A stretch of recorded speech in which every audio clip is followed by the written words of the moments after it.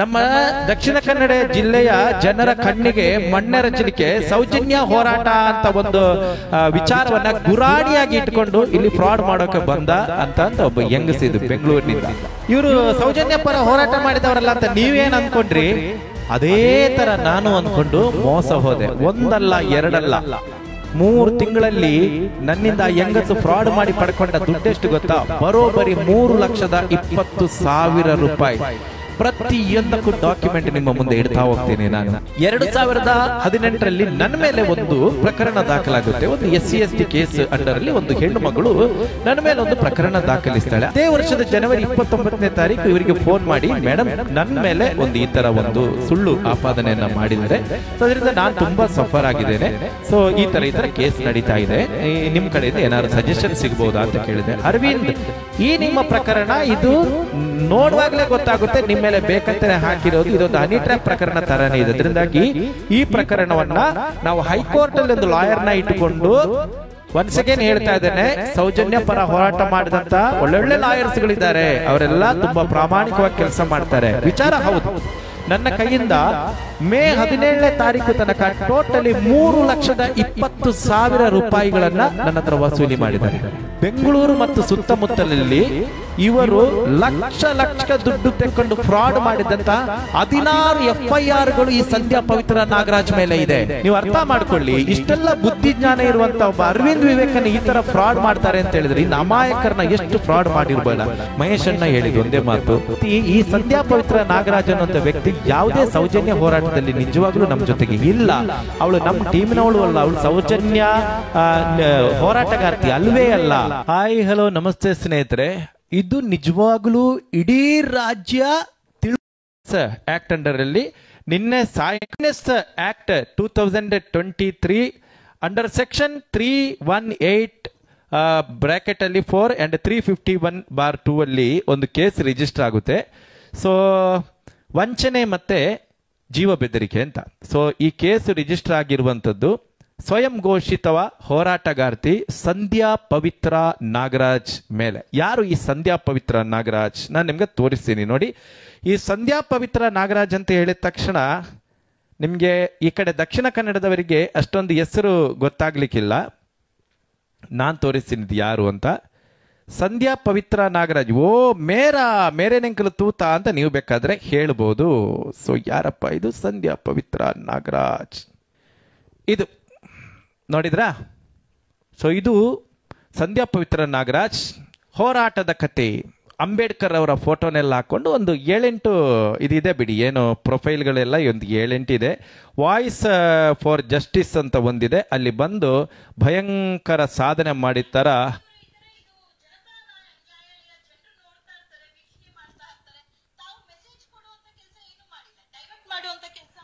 ಈ ತರ ಲೈವ್ಗಳನ್ನ ಬಂದು ಏನ್ರಿ ಮೀಡಿಯಾ ಅಂತ ಹೇಳಿ ನಾನೊಬ್ಬಳೆ ಇಡೀ ಕರ್ನಾಟಕ ರಾಜ್ಯದಲ್ಲಿ ಆಗಿರುವಂತ ಅಕ್ರಮಗಳನ್ನ ಅನ್ಯಾಯಗಳನ್ನ ಸುಧಾರಿಸಿ ಕೊಡೋಳು ನಾನೊಬ್ಬಳೆ, ಇಡೀ ಜಗತ್ತಲ್ಲಿ ಸಾಚಾ ಅಂತ ಯಾರಾದ್ರೂ ಇದ್ರೆ ನಾನು ಒಬ್ಬಳೇ ಇರೋದು ಅಂತ ಹೇಳಿಕೊಂಡು ಸ್ವಯಂ ಘೋಷಿತವಾಗಿ ಹೇಳ್ಕೊಳ್ಳುತ್ತಿರುವಂತ ಒಬ್ಬಳು ಹೆಣ್ಣು ಮಗಳು.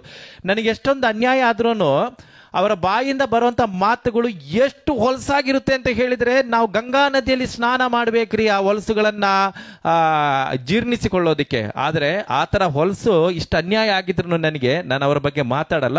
ಯಾಕಂದ್ರೆ ಒಂದು ಹೆಣ್ಣು ಮಗಳಿಗೆ ಗೌರವ ಕೊಡಬೇಕು ಅಂತ ಹೇಳಿ ಬಹಳ ಗೌರವ ಕೊಟ್ಟು ನಾನು ಮಾತಾಡ್ತಾ ಇದ್ದೀನಿ. ಇಂತಿಪ್ಪ ಈ ಸಂಧ್ಯಾ ಪವಿತ್ರ ನಾಗರಾಜ್, ನೀವು ಅವರನ್ನ ನೋಡಿದ ತಕ್ಷಣ ನಿಮ್ಗೆ ನೆನಪಾಗುತ್ತೆ, ಓ ಇವರು ಇಲ್ಲಿ ಬಂದು ನಮ್ಮ ಸೌಜನ್ಯ ಪರ ಹೋರಾಟದಲ್ಲೆಲ್ಲ ಭಾರಿ ಭಾಷಣ ಬಿಗಿತಾ ಇದ್ದವರಲ್ಲ ಅಂತ ನಿಮಗೆ ಅನ್ಕೊಂಡಿರ್ಬೋದು. ಎಸ್, 100% ನಿಜ. ನಮ್ಮ ದಕ್ಷಿಣ ಕನ್ನಡ ಜಿಲ್ಲೆಯ ಜನರ ಕಣ್ಣಿಗೆ ಮಣ್ಣೆರಚಲಿಕ್ಕೆ ಸೌಜನ್ಯ ಹೋರಾಟ ಅಂತ ಒಂದು ವಿಚಾರವನ್ನ ಗುರಾಣಿಯಾಗಿ ಇಟ್ಕೊಂಡು ಇಲ್ಲಿ ಫ್ರಾಡ್ ಮಾಡೋಕೆ ಬಂದ ಅಂತ ಒಬ್ಬ ಹೆಂಗಸಿದು ಬೆಂಗಳೂರಿನಿಂದ. ಈ ಸಂಧ್ಯಾ ಪವಿತ್ರ ನಾಗರಾಜ್ ಏನ್ ಮಾಡ್ತಾರೆ ಗೊತ್ತಾ? ಸರ್, ಈ ಸಂಧ್ಯಾ ಪವಿತ್ರ ನಾಗರಾಜ್ಗೂ ನಿಮಗೂ ಹೇಗೆ ಕಾಂಟ್ಯಾಕ್ಟ್ ಅಂತ ನೀವು ನನ್ನ ಹತ್ರ ಕೇಳ್ಬೋದು. ಬಟ್ ಹೇಗೆ ಕಾಂಟ್ಯಾಕ್ಟ್ ಅನ್ನೋದನ್ನ ನಾನು ಡೀಟೇಲ್ ಆಗಿ ಹೇಳ್ತೀನಿ. ಸೊ ಈ ಸಂಧ್ಯಾ ಪವಿತ್ರ ನಾಗರಾಜ್ ಅವರು, ನಾವು ಸೋಷಿಯಲ್ ಮೀಡಿಯಾದಲ್ಲಿ ಯಾವಾಗಲೂ ಆಕ್ಟಿವ್ ಆಗಿರೋದ್ರಿಂದ ನನಗೆ ಕಳೆದ ವರ್ಷ ಒಂದು ಬೀದಿ ಜಗಳ ಬಂದಿತ್ತು ಸಂಧ್ಯಾ ಪವಿತ್ರ ನಾಗರಾಜ್ ಅವರದ್ದು. ಏನು ಬೀದಿ ಜಗಳ ಅಂತ ಹೇಳಿದ್ರೆ ಏನೋ ಅವರ V2 ಸೂರ್ಯ ಅನ್ನೊಂದೊಂದು ವ್ಯಕ್ತಿ ಮತ್ತೆ ಅವರಿಗೆ ಆಗ್ತಿದ್ದ ಒಂದು ಗಲಾಟೆಯನ್ನ ಕಳೆದ ವರ್ಷ ಲೈವ್ ಆಗಿ ರಾತ್ರಿ ಎಲ್ಲ ಹೊಡೆದಾಡ್ಕೊಳ್ತಿದ್ರು. ಅಯ್ಯೋ ಈ ಮೇಡಮನ್ನು ಎಲ್ಲ ನೋಡಿದ್ದೀನಲ್ಲ ಅಂತ ನಾನು ಅಂದ್ಕೊಂಡು ಇದು ಯಾರಿದು ಸಂಧ್ಯಾ ಪವಿತ್ರ ನಾಗರಾಜ್ ಅಂತ ನೋಡಿದರೆ ಹೆಲೆ ಇವರು ಸೌಜನ್ಯ ಪರ ಹೋರಾಟದಲ್ಲೆಲ್ಲ ಭಾಷಣ ಮಾಡಿದವರಲ್ಲ, ಇಲ್ಲಿ ಬೆಳ್ತಂಗಡಿಯಲ್ಲಿ ಕಾರ್ಕಳದಲ್ಲಿ ಬಂದವರು, ಇವ್ರಿಗೆ ಏನಾಯ್ತು ಅಂತ ಅಂದ್ಕೊಂಡು ನಾನು ಕಳೆದ ವರ್ಷ ಅವರಿಗೆ ಮೆಸೇಂಜರ್ಲಿ ಒಂದು ಮೆಸೇಜ್ ಹಾಕ್ತೀನಿ, ಹಾಯ್ ಮೇಡಮ್ ಅಂತ ಹಾಕ್ತೀನಿ. ಸೊ ಆ ಮೆಸೇಜ್ ಹಾಕಿದ್ದೆ ಬಹಳ ದೊಡ್ಡ ತಪ್ಪು ಅಂತ ನನಗೆ ಆಮೇಲೆ ಅನ್ನಿಸ್ತು. ಸೊ ಅದು ಏನಾಯ್ತು ಅಂತ ನಾನು ಡೀಟೇಲ್ ಆಗಿ ಹೇಳ್ತೀನಿ, ಒಂದೇ ನಿಮಿಷ. ನೀವೇನೀಗ ನಾನು ಫೋಟೋ ತೋರಿಸಿದಾಗ ಅಯ್ಯೋ ಇವರು ಸೌಜನ್ಯ ಪರ ಹೋರಾಟ ಮಾಡಿದವರಲ್ಲ ಅಂತ ನೀವೇನು ಅಂದ್ಕೊಂಡ್ರಿ, ಅದೇ ಥರ ನಾನು ಅಂದ್ಕೊಂಡು ಮೋಸ ಹೋದೆ. ಒಂದಲ್ಲ ಎರಡಲ್ಲ, 3 ತಿಂಗಳಲ್ಲಿ ನನ್ನಿಂದ ಹೆಂಗಸು ಫ್ರಾಡ್ ಮಾಡಿ ಪಡ್ಕೊಂಡ ದುಡ್ಡೆಷ್ಟು ಗೊತ್ತಾ? ಬರೋಬ್ಬರಿ 3,20,000 ರೂಪಾಯಿ. ಪ್ರತಿಯೊಂದಕ್ಕೂ ಡಾಕ್ಯುಮೆಂಟ್ ನಿಮ್ಮ ಮುಂದೆ ಇಡ್ತಾ ಹೋಗ್ತೀನಿ ನಾನು, ಆಯ್ತಾ? ಸುಮ್ಮನೆ ನನಗೆ ಗೊತ್ತು ಈ ಲೈವ್ ಆದಮೇಲೆ ನನ್ನ ಮೇಲೆ 100 ಕೇಸ್ಗಳಾಗ್ಬೋದು, ಅಥವಾ ನನ್ನ ಮೇಲೆ ಯಾರ್ಯಾರೋ ಬಂದು ಆಪಾದನೆ ಹಾಕ್ಬೋದು, ನನ್ನ ಬಗ್ಗೆ ಫೇಸ್ಬುಕ್ ಲೈವಲ್ಲಿ ಬಂದು 1000 ಮಾತಾಡ್ಬೋದು ರೀ. But I don't care. ನನ್ನ 65 ವರ್ಷದ ಅಮ್ಮ ದುಡಿದು ಜೀವಮಾನ ಪೂರ್ತಿ ಅವರ ಆಪತ್ಕಾಲಕ್ಕೆ ಅಂತ ಇಟ್ಟ ದುಡ್ಡು ಕೂಡ ತಗೊಂಡ್ಬಂದು ಹೆಂಗಸಿಗೆ ನಾನು ಕೊಟ್ಟವನು. ಅದರಿಂದ ನಾನು ಧೈರ್ಯವಾಗಿ ಬಂದು ಮಾತಾಡ್ತೇನೆ, ನನಗೆ ಯಾವ ಭಯನೂ ಇಲ್ಲ. ಸೊ ಈ ಒಂದು ಸಂಧ್ಯಾ ಪವಿತ್ರ ನಾಗರಾಜ್ ಹಾಗೆ ನನಗೆ ಪರಿಚಯ ಆಗ್ತಾರೆ. ನಾನೊಂದು ಸಿಂಪತಿಯಲ್ಲಿ ಹಾಯ್ ಮೇಡಮ್ ಹೇಗಿದ್ದೀರಾ ಕಳಿಸ್ತಾರೆ, ನೀವು ಸೌಜನ್ಯ ಹೋರಾಟದಲ್ಲೆಲ್ಲ ನಿಮ್ಮನ್ನು ನೋಡಿದ್ದೀನಿ ಅಂತ ಹೇಳ್ತಾರೆ. ಹೌದು, ನಾನು ಸೌಜನ್ಯ ಹೋರಾಟದಲ್ಲೆಲ್ಲ ಬಾರಿ ಇದ್ದೀನಿ. ಆಮೇಲೆ ಅವ್ರು ನನ್ನ ಹತ್ರ ಹೇಳ್ತಾರೆ, ನಮ್ಮ ಲೈವಲ್ಲಿ ಕಾಣಿಸ್ಕೊಳ್ತಾರೆ, ಸಂಧ್ಯಾ ಪವಿತ್ರ ನಾಗರಾಜ್ ಬಂದು ಮೆಸೇಜ್ ಹಾಕ್ತಾರೆ ನಮ್ಮ ಲೈವಲ್ಲಿ, ನಿಮ್ಮ ಲೈವ್ ಎಲ್ಲ ನೋಡ್ತಾ ಇರ್ತೀನಿ. ಆಮೇಲೆ ನನಗೆ ಫೋನ್ ಮಾಡುವಾಗ ನನ್ನ ನಂಬರ್ ತಗೊಳ್ತಾರೆ, ಫೋನ್ ಮಾಡ್ತಾರೆ. ಫೋನ್ ಮಾಡುವಾಗ ಹೇಳ್ತಾರೆ, ತುಂಬ ಚೆನ್ನಾಗಿದೆ, ನೀವು ಒಳ್ಳೆ ರೀತಿಯಲ್ಲಿ ಹಾಡಾಡ್ತೀರಾ, ನಿಮ್ಮ ಜೊತೆ ಪಾಪ 2 ಹೆಣ್ಮಕ್ಳು ಇರ್ತಾರೆ, ನಾವೆಲ್ಲ ನೋಡ್ತಾ ಇರ್ತೀವಿ ಕಾರ್ಯಕ್ರಮ, ನಾನು ನೋಡ್ತಾ ಇರ್ತೀನಿ, ನಾನು ಒಂದ್ಸಲ ಬರಬೇಕು ಆ ಕಡೆ ಮಂಗಳೂರಲ್ಲಿ ಬಂದು ಸ್ವಲ್ಪ ದಿನ ಇರಬೇಕು, ಇಲ್ಲೆಲ್ಲ 1000 ಟೆನ್ಷನ್ ಕಿರಿಕಿರಿ ಅಂತಾರೆ. ನಾನೇ ಅವ್ರನ್ನ ಇನ್ವೈಟ್ ಮಾಡಿದ್ದೆ, ಬನ್ನಿ ಮೇಡಮ್ ಮಂಗಳೂರಿಗೆ ಬನ್ನಿ, ನೀವು ಎಲ್ಲೆಲ್ಲಿ ಇರೋದು ಬೇಡ, ನಮ್ಮ ಮನೆಗೆ ಬನ್ನಿ, ಬೇಕಾದ್ರೆ ನಮ್ಮ ಜೊತೆ ಒಂದು ಲೈವಲ್ಲೂ ಕೂತ್ಕೊಂಡು 2 ಸಾಂಗ್ ಕೂಡ ಹಾಕಿ ಅಂತ ನಾನು ಹೇಳಿದ್ದೆ. 1 ಸಾಂಗ್ 2 ಸಾಂಗ್ಸ್ ಕೂಡ ಹಾಡಿ ಅಂತ ನಾನು ಅವತ್ತು ಹೇಳಿದ್ದೆ ಇವರಿಗೆ. ಸೊ ಹಾಗೆ ಪರಿಚಯ ಆದಂಥ ಸಂಧ್ಯಾ ಪವಿತ್ರ ನಾಗರಾಜ್ ಅವರು ಆಮೇಲೆ ಅವಾಗ ಒಂದು ಹಾಯ್ ಬಾಯ್ ಮೆಸೇಜ್ ಆಗ್ತಾ ಇದ್ರು. ಸೊ ಆಮೇಲೆ ಒಂದ್ಸಲ ನಮ್ಮ ಹೆಣ್ಣು ಮಕ್ಕಳ ಬಗ್ಗೆ ಯಾರೋ ಸೋಷಿಯಲ್ ಮೀಡಿಯಾದಲ್ಲಿ ಅವತ್ತು ಕೆಟ್ಟದಾಗಿ ಬರೆದಾಗ ನಾನು ಹೋಗಿ ಸೈಬರ್ ಕ್ರೈಮಿಗೆ ಕಂಪ್ಲೇಂಟ್ ಮಾಡಿದಾಗ ನಾನು ಈ ಸಂಧ್ಯಾ ಪವಿತ್ರ ನಾಗರಾಜ್ ಅವರ ಹತ್ರ ಫೋನ್ ಮಾಡಿ ಹೇಳಿದೆ, ಮೇಡಮ್ ಈ ಥರ ನನ್ನ ಜೊತೆಗಿರುವಂಥ ಹೆಣ್ಣು ಮಕ್ಕಳ ಬಗ್ಗೆ ಯಾರೋ ಸೋಷಿಯಲ್ ಮೀಡಿಯಾದಲ್ಲಿ ಕೆಟ್ಟದಾಗಿ ಬರೆದಿದ್ದಾರೆ, ಸೊ ನಾನು ಸೈಬರ್ ಕ್ರೈಮಿಗೆ ಹೋಗ್ತಾ ಇದ್ದೀನಿ, ಕಂಪ್ಲೇಂಟ್ ಮಾಡಿ ಅರವಿಂದ್ ಬಿಡಬೇಡಿ, ಯಾವನ್ನು ಬಿಡಬೇಡಿ, ಹೆಣ್ಣು ಮಕ್ಕಳ ಬಗ್ಗೆ ಕೆಟ್ಟದಾಗಿ ಬರೋ ಯಾರನ್ನು ಬಿಡಬೇಡಿ ಅಂತ ಹೇಳಿದರು ನನ್ನ ಹತ್ರ. ಸೊ ಅದಕ್ಕೆ ಅವಾಗೆಲ್ಲ ಇವರು ಫೋನ್ ಮಾಡಿ ಅಲ್ಲಿ ಎಸ್ ಐ ಜೊತೆ ಮಾತಾಡೋದು ಎಲ್ಲ ಮಾಡ್ತಾ ಇದ್ರು. ನಾನು ನಂಬಿದೆ, ಪಾಪ ಒಳ್ಳೆ ಹೆಂಗಸು, ಒಳ್ಳೆ ಹೆಣ್ಣು ಮಗಳು, ಪಾಪ ಅವರ ಕೌಟುಂಬಿಕ ಜೀವನ ಏನೋ ಪ್ರಾಬ್ಲಮ್ ಆಗಿರ್ಬೋದು ಅಂತ ಅಂದ್ಕೊಂಡು ನಾನು ಹಾಗೆ ಅಂದ್ಕೊಂಡು ನಂಬಿದೆ.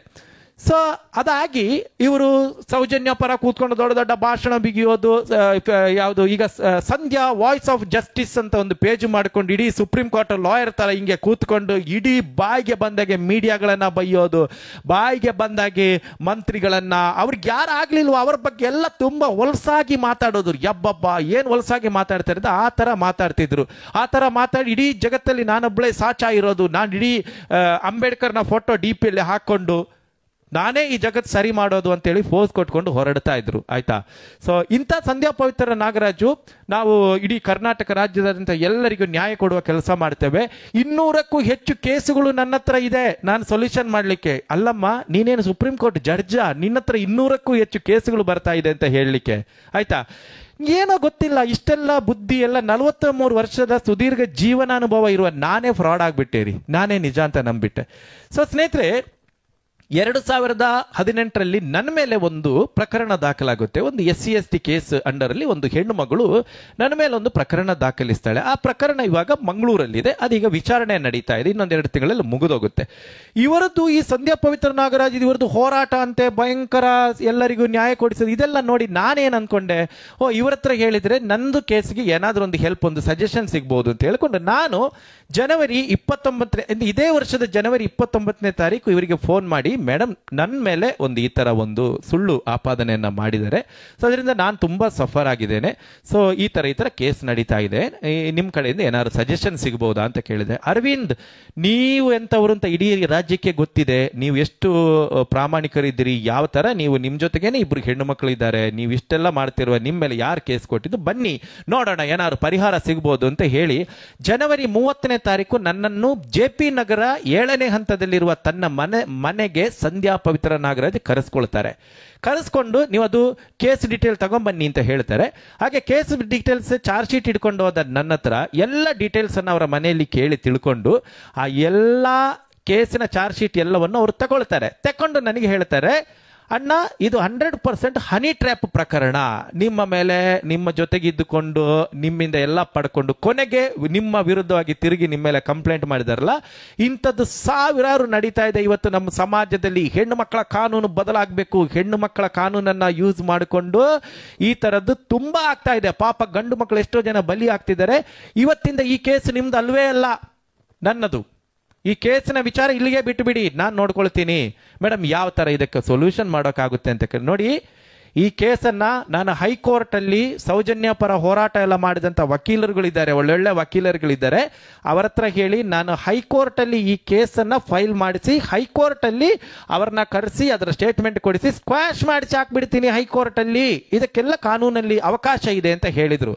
ನೋಟ್ ದಿ ಪಾಯಿಂಟ್, ನನ್ನ ಹತ್ರ ಅವ್ರು ಹೇಳಿದ್ದು, ಈ ನಿಮ್ಮ ಪ್ರಕರಣ ಇದು ನೋಡುವಾಗಲೇ ಗೊತ್ತಾಗುತ್ತೆ ನಿಮ್ಮ ಮೇಲೆ ಬೇಕಂತಾನೆ ಹಾಕಿರೋದು, ಇದೊಂದು ಹನಿ ಟ್ರ್ಯಾಪ್ ಪ್ರಕರಣ ತರನೇ ಇದೆ. ಅದರಿಂದಾಗಿ ಈ ಪ್ರಕರಣವನ್ನ ನಾವು ಹೈಕೋರ್ಟ್ ಅಲ್ಲಿ ಒಂದು ಲಾಯರ್ನ ಇಟ್ಟುಕೊಂಡು, ಒನ್ಸ್ ಅಗೇನ್ ಹೇಳ್ತಾ ಇದ್ದೇನೆ, ಸೌಜನ್ಯ ಪರ ಹೋರಾಟ ಮಾಡಿದಂತ ಒಳ್ಳೊಳ್ಳೆ ಲಾಯರ್ಸ್ಗಳಿದ್ದಾರೆ, ಅವರೆಲ್ಲ ತುಂಬಾ ಪ್ರಾಮಾಣಿಕವಾಗಿ ಕೆಲಸ ಮಾಡ್ತಾರೆ. ವಿಚಾರ ಹೌದು, ಸೌಜನ್ಯ ಪರ ಹೋರಾಟ ಮಾಡಿದ ಒಳ್ಳೊಳ್ಳೆ ಲಾಯರ್ಸ್ ಇದ್ದಾರೆ, ಅವರು ಪ್ರಾಮಾಣಿಕವಾಗಿ ಕೆಲಸ ಮಾಡಿದ್ದಾರೆ.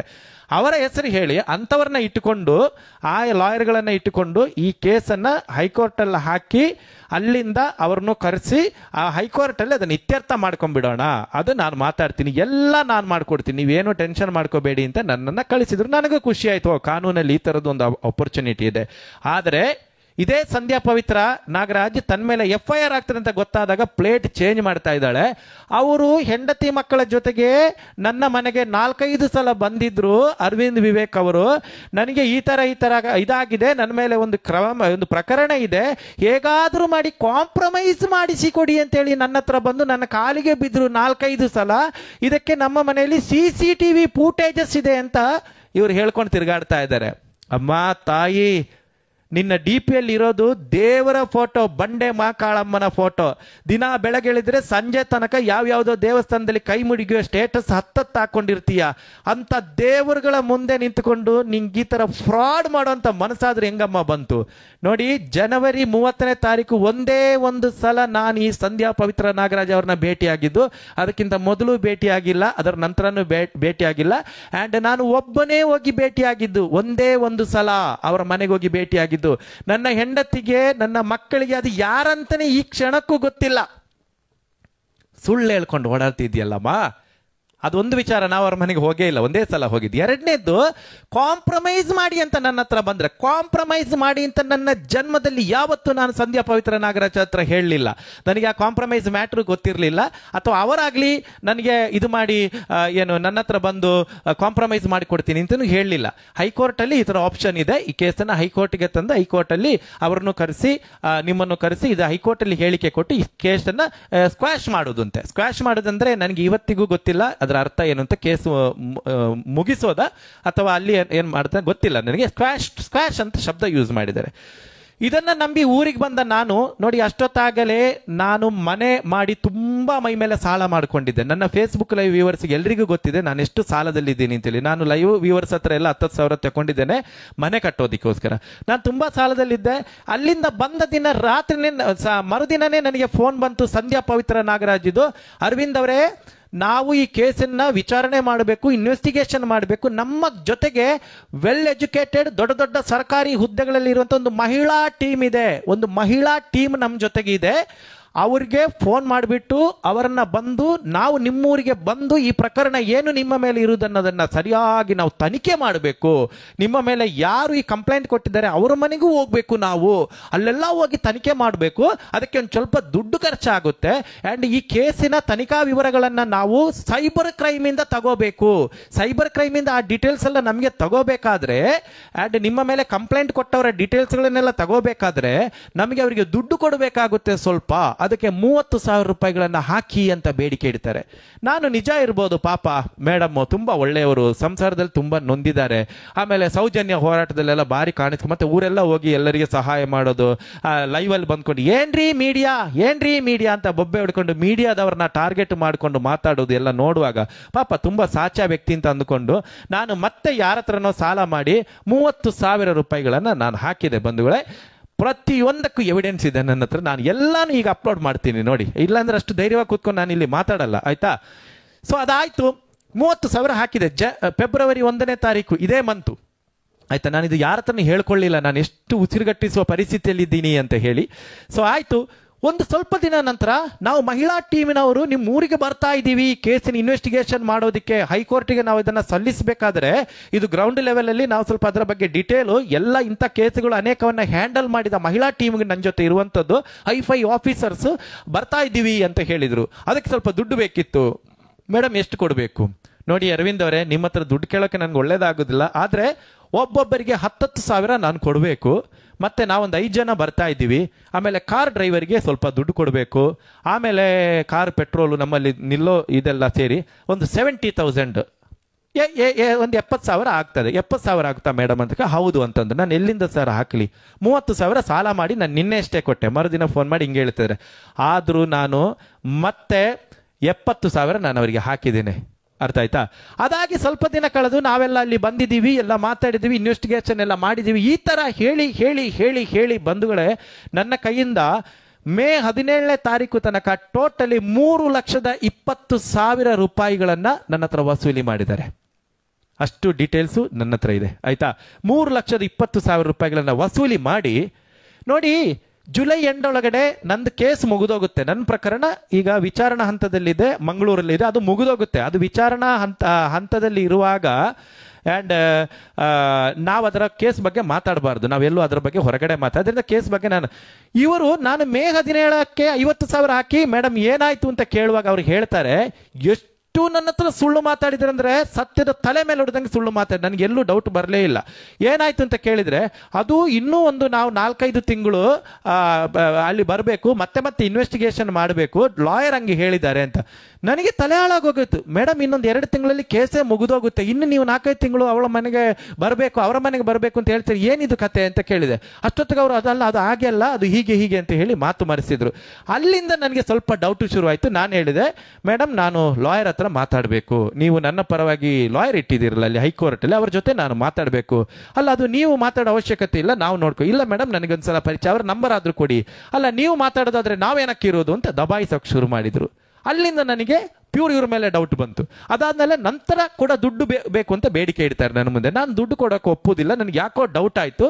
ಸೊ ಇವರು ಪ್ರತಿ ಸಲನೂ ಸ್ನೇಹಿತರೆ ಈ ದುಡ್ಡು ಕೇಳೋ ಮೊದಲು ಸೌಜನ್ಯ ಪರ ಹೋರಾಟ, ನೈಜ ಹೋರಾಟ ಮಾಡ್ತಿರುವವರ ಹೆಸರನ್ನ ಮುಂದೆ ಇಡ್ತಾ ಇದ್ರು ನನ್ನ ಮುಂದೆ. ಇದನ್ನು ನೋಟ್ ಮಾಡ್ಕೊಳ್ಳಿ, ಇದರ ವಿಚಾರ ನಾನು ಆಮೇಲೆ ಲಾಸ್ಟ್ಗೆ ಹೇಳ್ತೇನೆ.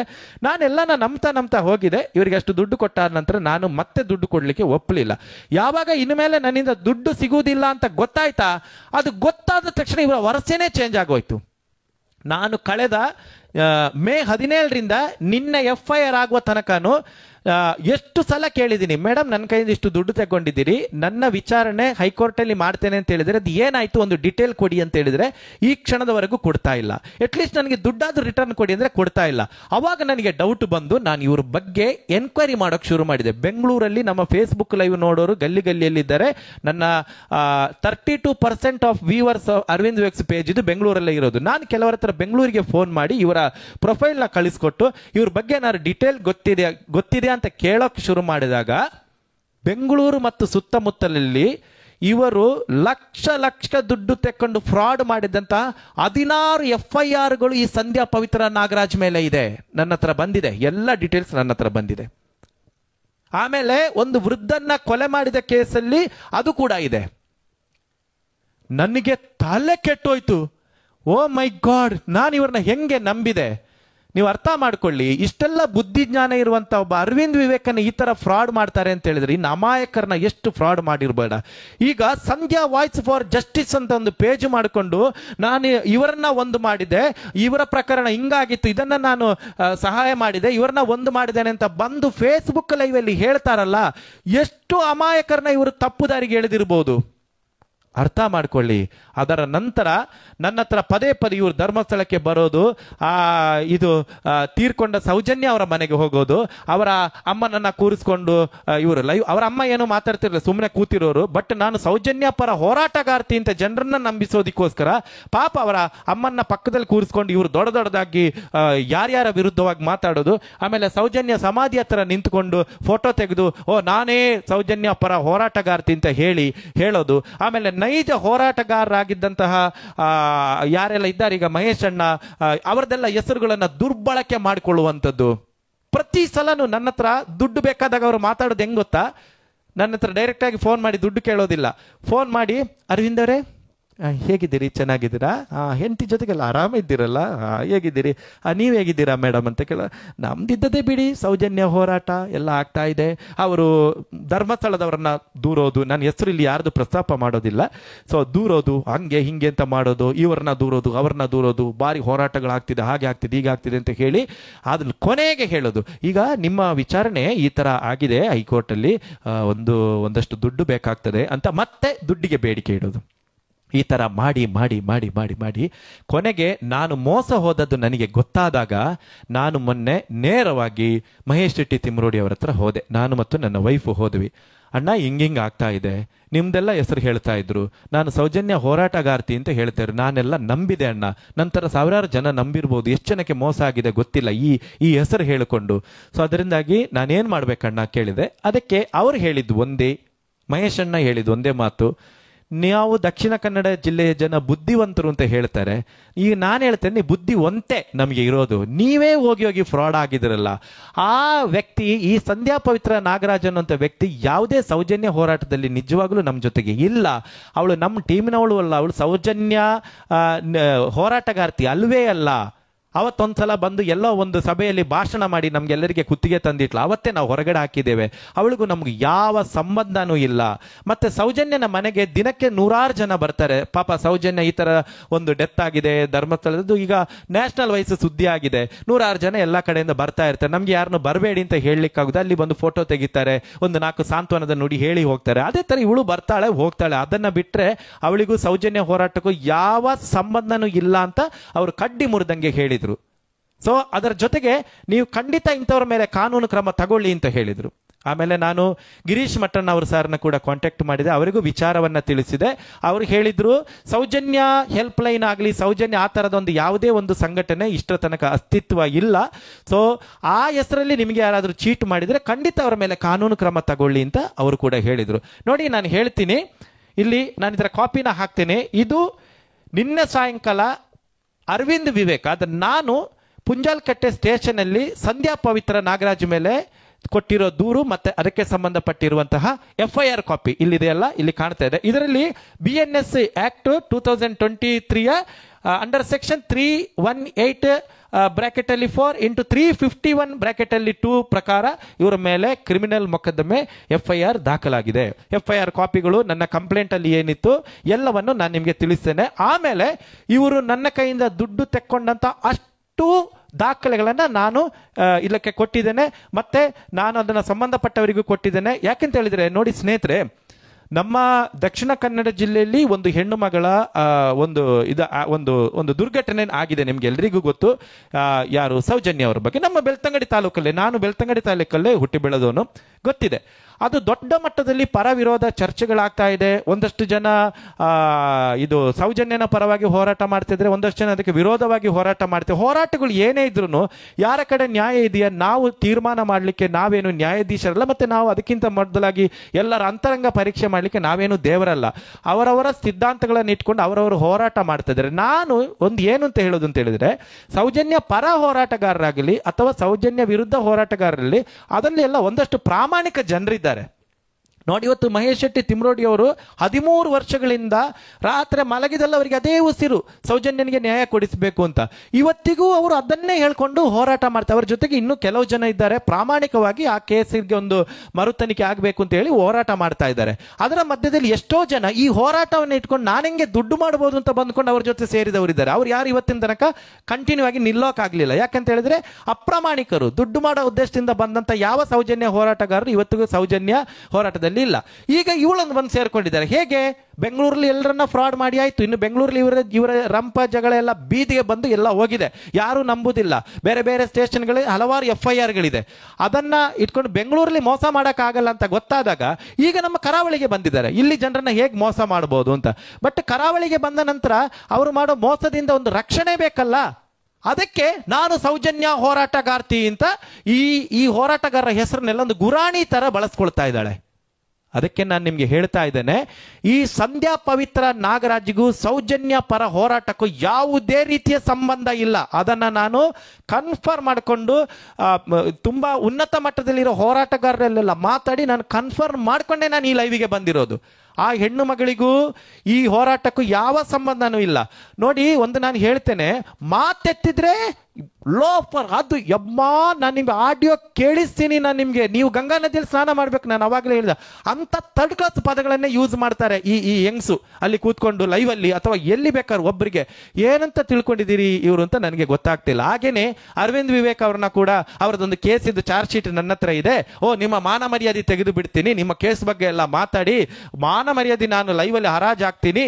ಆಮೇಲೆ ಎಂಥದ್ದು, ಇವರು ಮಹಿಳಾ ಮಣಿಯರನ್ನೆಲ್ಲ ಕರ್ಕೊಂಬಂದು ಅಲ್ಲಿ ಎಳೆದಾಕ್ ಹೊಡಿತೀನಿ, ಕಪಾಳಕ್ಕೆ ಕೊಡ್ತೀನಿ, ನಾನು ದೊಡ್ಡ ಲೋಫರ್ ಅಂತೆಲ್ಲ ಹೇಳಿದ್ದಿ ನಮಗೆ ಬೆದರಿಕೆ ಹಾಕಿದ ತಕ್ಷಣ ಅರವಿಂದ್ ವಿವೇಕ್ ಸುಮ್ಮನೆ ಕೂತ್ಕೊಳ್ತಾರೆ. ಹೇಳಿದ್ರೆ, ಅಯ್ಯೋ ಮೇಡಮ್ ಹಂಗೇನು ಮಾಡಬೇಡಿ, ನಾನು ತುಂಬಾ ಸಭ್ಯಸ್ಥ, ನಾನು ತುಂಬಾ ಪ್ರಾಮಾಣಿಕ, ಅಯ್ಯೋ ನನ್ನ ಮಾನ ಮರ್ಯಾದೆ ಹೋಗುತ್ತೆ ಅಂತ 3 ಲಕ್ಷ ಕೊಟ್ಟು ನಾನು ತೆಪ್ಪ ಕೂತ್ಕೊಳ್ತೇನೆ ಅಂತ ಹೆಂಗಸ್ ಅಂದ್ಕೊಂಡಿದ್ದೆ. ಹೆಂಗಸ್ ಎಲ್ಲರಿಗೆ ಮಾಡಿದ್ದು ಹಾಗೇನೆ, ಅಮಾಯಕರಿಗೆ. ಎಷ್ಟೋ ಜನ ಇವ್ರಿಗೆ ದುಡ್ಡು ತಗೊಂಡು ಸೂಸೈಡ್ ಮಾಡೋ ಅಂತಕ್ಕೆ ಹೋಗಿದ್ದಾರೆ. ಬಟ್ ನೋಡಿ, ನನ್ನ ಅಮ್ಮ 62 ವರ್ಷ ಅವರಿಗೆ, ಅವರು ಜೀವಮಾನ ಪೂರ್ತಿ ದುಡ್ದಿಟ್ಟಂತ 1 ಲಕ್ಷ ರೂಪಾಯಿ ನನ್ನ ಕೈಗೆ ಅವರು ಆ 1 ಲಕ್ಷ ರೂಪಾಯಿ ಕೊಡುವಾಗ ನನ್ನ ಕೈ ನಡುಗಿದೆ ಅವರದು. ಅಂತ ಒಂದು ಅಮ್ಮನ ಕೈಯಿಂದ ತೆಕ್ಕೊಂಡ ಏನು ದುಡ್ಡನ್ನ ನೀವು ಫ್ರಾಡ್ ಮಾಡಿ ನೀವು ಇನ್ನು 100 ಜನಕ್ಕೆ ನೀವು ನ್ಯಾಯ ಕೊಡಿಸ್ತೀರಲ್ಲ.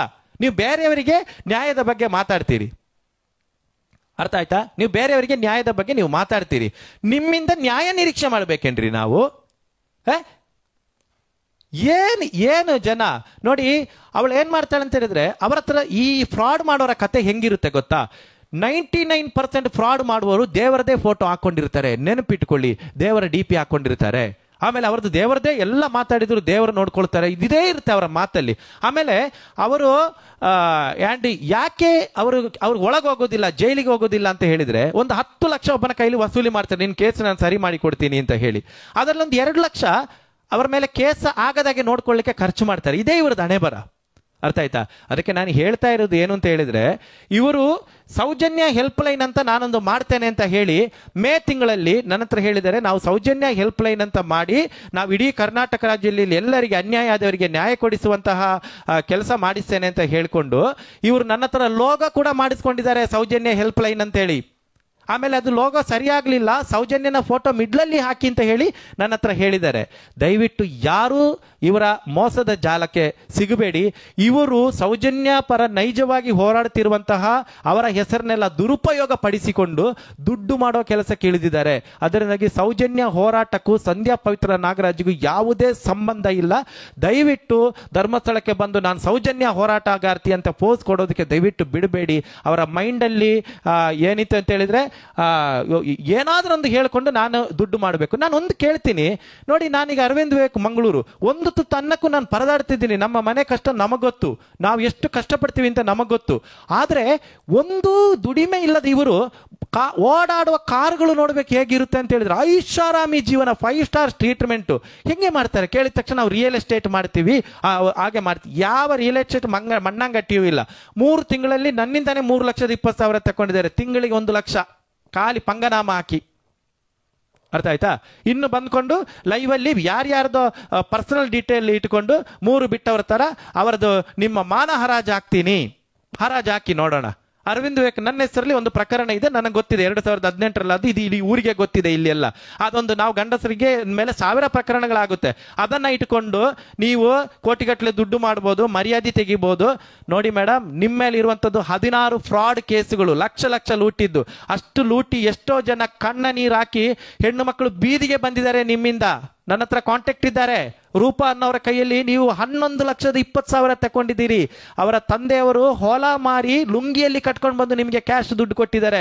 ಕಾಂಗ್ರೆಸ್ ಕಾರ್ಯಕರ್ತೆ ಅಂತ ಹೇಳಿ ನಮ್ಮ DK ಶಿವಕುಮಾರ್ ಸರ್ ಜೊತೆಗೆ ಸಿದ್ದರಾಮಯ್ಯ ಸರ್ ಜೊತೆಗೆ ನಿಂತ್ಕೊಂಡು ಫೋಟೋ ಹೊಡ್ಕೊಂಡು ನೀವು ಅದನ್ನ ತೋರಿಸಿ ಜನರನ್ನ ಮಂಗ ಮಾಡಿದ್ದೀರಿ. ಅಂತ 420 ಕೆಲಸ ಮಾಡಿದ ನೀವೇ ಎದೆ ಉಬ್ಬಿಸ್ಕೊಂಡು ಓಡಾಡ್ತಿರ್ಬೇಕಾದ್ರೆ ಆಫ್ಟರ್ ಆಲ್ ಒಂದು ಪ್ರಕರಣ ಇರುವ ಅರವಿಂದ್ ವಿವೇಕಿಗೆ ನಿಮ್ಮಿಂದ ಏನೂ ಮಾಡೋಕೆ ಸಾಧ್ಯ ಇಲ್ಲ. ನೀವು ಮಾಡಿ ಕೂತ್ಕೊಂಡು ಫೇಸ್ಬುಕ್ ಲೈವ್ ಅಲ್ಲಿ ನೀವು ನನ್ನ ಬಗ್ಗೆ ಮಾತಾಡಿ, ಬಟ್ ನೀವು ಮಾತಾಡಿದ ಪ್ರತಿಯೊಂದಕ್ಕೂ ನೀವು ಪ್ರೂಫ್ ಕೊಡಬೇಕಾಗುತ್ತೆ. ನಿಮ್ಮ ಮೇಲೆ ನಾನು ಮಾಡಿದ ಆಪಾದನೆಗೆ ಪ್ರತಿಯೊಂದಕ್ಕೂ ನಾನು ಪ್ರೂಫ್ ಕೊಡ್ತೀನಿ, ಆಯ್ತಾ? ಸೊ ಅದಕ್ಕೆ ನಾನು ಹೇಳ್ತಾ ಇರೋದು, ನಾನು ಏನು ಸ್ಪಷ್ಟನೆ ಕೊಡಕ್ಕೆ ಬಂದಿದ್ದೀನಿ ಅಂತ ಹೇಳಿದ್ರೆ, ನಾಳೆ ದಿನ ಇಡೀ ಮೀಡಿಯಾಗಳಲ್ಲೆಲ್ಲ ಈ ವಿಚಾರ ಬರ್ಬೋದು. ಅದಕ್ಕೆ ಸೌಜನ್ಯ ಹೋರಾಟಕ್ಕೂ ಇವಳಿಗೂ ಯಾವ ಸಂಬಂಧನೂ ಇಲ್ಲ. ಇವಳು ಸೌಜನ್ಯ ಹೋರಾಟಗಾರ್ತಿ ಖಂಡಿತ ಅಲ್ಲ. ಅಲ್ಲಿ ಕೂತ್ಕೊಂಡು ಇಡೀ ಸಮಾಜಕ್ಕೆ ನಾನು ನ್ಯಾಯ ಒದಗಿಸ್ಕೊಡ್ತೇನೆ, ನಾನೊಬ್ಬಳೇ ಲೋಕದಲ್ಲಿ ಸಾಚ ಇರೋದು ಅನ್ನೋ ಥರ ಒಳ್ಳೆ ಜೀನ್ಸ್ ಎಲ್ಲ ತೊಟ್ಟುಕೊಂಡು ದೊಡ್ಡ ಫೋನಲ್ಲಿ ಎಲ್ಲ ಅದು ಇದು ಹೇಳ್ಕೊಂಡು ಇದು ಮಾಡ್ತಾರೆ. ಅರ್ಥ ಆಯ್ತಾ? ಸೊ ಈ ಥರ ಮಾಡ್ತಾರೆ. ಅರುಣ್ ಕುಮಾರ್ HR ಅವರೇ, ನಿಮ್ಮ ಮೇಲೂ FIR ಹಾಕಿಸ್ಬಿಡ್ತೀನಿ ಅವಳ ಪರವಾಗಿ ಮಾತಾಡಿದ್ರೆ. ಅರ್ಥ ಆಯ್ತಾ ನಿಮಗೆ? ಮುಚ್ಚೋ, ನಿಂದು ಯಾಕೆ ಕೊಟ್ಟಿದ್ದು ದುಡ್ಡು ನಿಂಗೆ ಸಿಗ್ಲಿಲ್ಲ ಅದಕ್ಕೆ ಹೀಗೆ. ಹೌದಪ್ಪ, ನಾನು ಕೊಟ್ಟಿದ್ದೀನಿ. ನಿನ್ನ ಅಪ್ಪ ದುಡ್ದಿರೋ ದುಡ್ಡು ಕೊಟ್ಟಿದ್ದಲ್ಲ, ನನ್ನ ಅಮ್ಮ 62 ವರ್ಷ ಕಷ್ಟಪಟ್ಟು ದುಡ್ದಿರೋ ತಕ್ಕು. ನೀನ್ ಕೊಡ್ತೀಯ ಅರುಣ್ ಕುಮಾರ್? ನೀನ್ ಕೊಡ್ತೀಯ ಆದ್ರೆ ಬಂದು ಅವಳ ಪರವಾಗಿ ಕಮೆಂಟ್ ಹಾಕು, ಇಲ್ಲಾರ ಮುಚ್ಕೊಂಡಿರು. ನಿನ್ನ ಮೇಲೂ FIR ಹಾಕ್ಬಿಡ್ತೀನಿ, ನೋಡ್ತೀಯಾ? ನನಗೆ ಅನ್ಯಾಯ ಆಗಿದೆ, ಅರ್ಥ ಆಯ್ತಾ? ನಾನು ಕೊಟ್ಟ ದುಡ್ಡು ನನಗೆ ರಿಟರ್ನ್ ಕೊಡಬೇಕು, ಇಲ್ಲ ಅಂತೇಳಿ ನಾನು ಬಿಡೋದೇ ಇಲ್ಲ. ಇವಳ ಥರ ಎದರಿಸಿ ಎಲ್ಲ ನನ್ನನ್ನು ಸುಮ್ಮನೆ ಕೂತ್ಕೊಳ್ಬೋದು ಅಂತ ಅನ್ನಿಸೋದೇ ಬೇಡ. ಅದರಿಂದಾಗಿ ದಯವಿಟ್ಟು ಈ ವಿಡಿಯೋನ ಶೇರ್ ಮಾಡಿ. ನಾನು ಹೇಳೋಕೆ ಬಂದಿರೋದೊಂದೇ, ಇವಳನ್ನು ಯಾರೂ ನಂಬಬೇಡಿ. ತುಂಬ ಪ್ರಾಬ್ಲಮ್ ಆಗ್ತಾ ಇದೆ. ಇವಳು ಮುಖವಾಡ ಹೊತ್ಕೊಂಡು ನೈಸ್ ಮಾಡಿಕೊಂಡು ದುಡ್ಡಿಗೋಸ್ಕರ ಯಾರನ್ನು ಏನು ಮಾಡ್ತಾಳೆ. ತಾವು ಹಾಡುಗಾರನೋ ಹೋರಾಟಗಾರನೋ? ಕುಮಾರಸ್ವಾಮಿ ಅವ್ರು ಕೇಳ್ತಾರೆ. ನಾನು ಹಾಡುಗಾರನೇ, ಬಟ್ ನನಗೆ ಮೋಸ ಮಾಡುವಾಗ ನಾನು ಅದನ್ನು ಹೋರಾಟ ಮಾಡಲಿ. ನಾನು ಹೋರಾಟಕ್ಕೆ ಇಳಿದಿಲ್ಲ, ನಾನು ಯಾರ ವಿರುದ್ಧ ಹೋರಾಟ ಮಾಡ್ತಾ ಇಲ್ಲ. ನನಗಾದ ಅನ್ಯಾಯವನ್ನ ನಾನು ನಿಮಗೆ ತಿಳಿಸಿದೆ. ಯಾಕಂದ್ರೆ ಕುಮಾರಸ್ವಾಮಿ ಅವರೇ, ನಾಳೆ ನಿಮ್ಮ ಹತ್ರನೂ ಬರ್ಬೋದು ಅವಳು ದುಡ್ಡು ತಕೊಂಡು. ಅವಾಗ ನೀವೇನ್ ಮಾಡ್ತೀರಾ? ನೀವು ಹೋರಾಟ ಮಾಡ್ತೀರಿ ತಾನೆ? ಸೊ ಅಷ್ಟೇನೆ. ನಾನು ಹಾಡನ್ನು ನನ್ನ ವೃತ್ತಿ, ಅದು ನಾನು ನ್ಯಾಯವಾಗಿ ನಾವು ಇಲ್ಲಿ ದುಡಿದು ತಿನ್ನುವವರು, ಅರ್ಥ ಆಯ್ತಾ? ಬಟ್ ನಾನು ಹೋರಾಟಗಾರ ಅಲ್ಲ. ಬಟ್ ಈ ವಿಚಾರ ನಿಮ್ಮ ಮುಂದೆ ಇಡಬೇಕಾಗಿದ್ದು. ಯಾರಿಗೆ ಏನೇ ಪ್ರಶ್ನೆ ಇದ್ರೂ ನನ್ನ ಫೋನ್ ನಂಬರ್ ಇದೆ, ಡೈರೆಕ್ಟಾಗಿ ನೀವು ಕಾಲ್ ಮಾಡಿ ಮಾತಾಡ್ಬೋದು. ತುಂಬ ಜನ ಈಗ ಅವಳ ಮೇಲೆ FIR ಆಗಿದೆ ಅಂತ ಗೊತ್ತಾದ ತಕ್ಷಣ ತುಂಬ ಜನ ನನಗೆ ಫೋನ್ ಮಾಡ್ತಾ ಇದ್ದಾರೆ, ಮೀಡಿಯಾದವರು ಫೋನ್ ಮಾಡ್ತಾ ಇದ್ದಾರೆ. ನಾನು ಇದ್ದ ವಿಚಾರವನ್ನು ಹೇಳ್ತಾ ಇದ್ದೇನೆ. ಯಾಕೆಂತ ಹೇಳಿದ್ರೆ ನನಗೆ ಆದ ಅನ್ಯಾಯ ಅದು. ನನ್ನ ಹತ್ರ ಸಾಕ್ಷಿ ಇದೆ, ಎಲ್ಲ ಇದೆ. ಇವಳು ಎಷ್ಟು ಸುಳ್ಳು ಹೇಳಿದ್ರು ನನ್ನ ಮುಂದೆ ಏನು ನಡೆಯೋದಿಲ್ಲ. ಸಂಧ್ಯಾ ಪವಿತ್ರ ನಾಗರಾಜ್. ಸೊ ಖಂಡಿತ ಇನ್ನು ಯಾರಿಗೂ ಮೋಸ ಮಾಡಲಿಕ್ಕೆ ದಯವಿಟ್ಟು ಹೋಗಬೇಡಿ. And all the best. Thank you very much. ನಿಮ್ಮ ಪ್ರೀತಿ ವಿಶ್ವಾಸ ಹೀಗೆ ಇರಲಿ.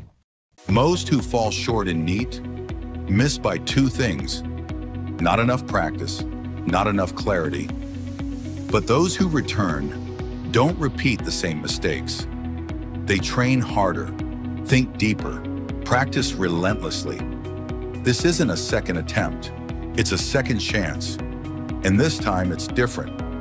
Join St. Mary's NEET long-term program, because you were never meant to give up. ಇಂತಹ ನೈಜ ಕುತೂಹಲ ಭರಿತ ಸುದ್ದಿಗಳು ನಿಮಗೆ ಸಿಗಬೇಕಂದ್ರೆ ರಾಜ್ಯದ ಪ್ರತಿಷ್ಠಿತ ಜನಪರ ಡಿಜಿಟಲ್ ಸುದ್ದಿ ಮಾಧ್ಯಮ ಪಬ್ಲಿಕ್ ಇಂಪ್ಯಾಕ್ಟ್ ಚಾನೆಲ್ ಅನ್ನು ಯೂಟ್ಯೂಬ್ನಲ್ಲಿ ಸಬ್ಸ್ಕ್ರೈಬ್ ಮಾಡ್ಕೊಳ್ಳಿ. ವಿಡಿಯೋ ಇಷ್ಟವಾದರೆ ಲೈಕ್ ಮಾಡಿ, ನಿಮ್ಮ ಇಷ್ಟದವರಿಗೆ ಶೇರ್ ಮಾಡಿ, ನಮ್ಮನ್ನು ಪ್ರೋತ್ಸಾಹಿಸಿ. ಹಾಗೆಯೇ ಫೇಸ್ಬುಕ್ನಲ್ಲಿ ಪಬ್ಲಿಕ್ ಇಂಪ್ಯಾಕ್ಟ್ ಫಾಲೋ ಮಾಡೋದನ್ನ, ಇನ್ಸ್ಟಾದಲ್ಲಿ ಜೊತೆಯಾಗೋದನ್ನ ಮಿಸ್ ಮಾಡಬೇಡಿ. ಜಾಹೀರಾತು ಹಾಗೂ ಬಿಸ್ನೆಸ್ ಪ್ರಮೋಷನ್ಗಾಗಿ ಸಂಪರ್ಕಿಸಿ 9606037450 ಅಥವಾ 9353224116. ಇದು ಪಬ್ಲಿಕ್ ಇಂಪ್ಯಾಕ್ಟ್, ಜನಶಕ್ತಿಯೇ ನಿರ್ಣಾಯಕ.